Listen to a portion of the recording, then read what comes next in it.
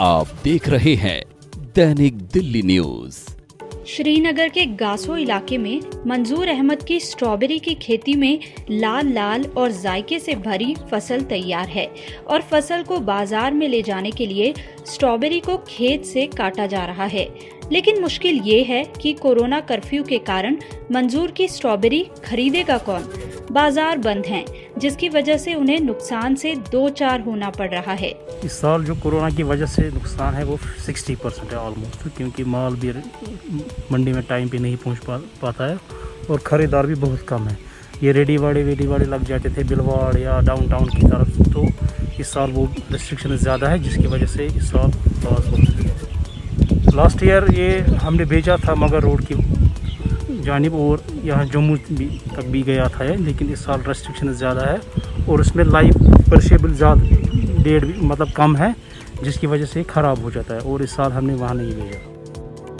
बीते 3 सालों से कश्मीर में लंबे समय तक कोरोना और आर्टिकल 370 के कारण बंद से उन्हें नुकसान उठाना पड़ रहा है। मंजूर बीते 8 सालों से स्ट्रॉबेरी की खेती कर रहे हैं। पहले इस जमीन पर वो धान की फसल उगाते थे। मंजूर अहमद का पूरा परिवार इस काम में साल भर जुटा रहता है और खेती से आने वाले पैसे से पूरे घर का खर्चा चलता है। हमारी फैमिली जो है वो इसी के साथ वाबस्ता रहती है साल भर और इसी पे डिपेंड कर दिया है, इनकम सारा हमारा फैमिली का ही। मंजूर के मुताबिक उनके इलाके में 80% लोग स्ट्रॉबेरी के काम से जुड़े हैं। मंजूर के इलाके में पुरुष ही नहीं बल्कि महिलाएं भी इस काम में बढ़ चढ़कर हाथ बटाती हैं।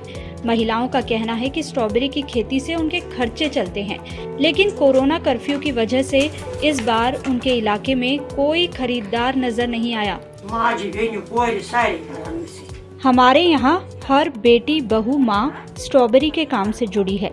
इससे हमारे घर का खर्चा पानी चलता है, लेकिन इस बार कोरोना कर्फ्यू ने सब ठप कर दिया और यहाँ कोई खरीदार नहीं आया।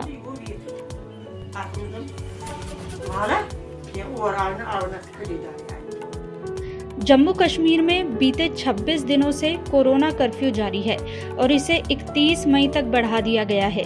जम्मू कश्मीर में हर दिन दर्जनों लोगों की कोरोना से मौत हो रही है और हजारों मामले सामने आ रहे हैं।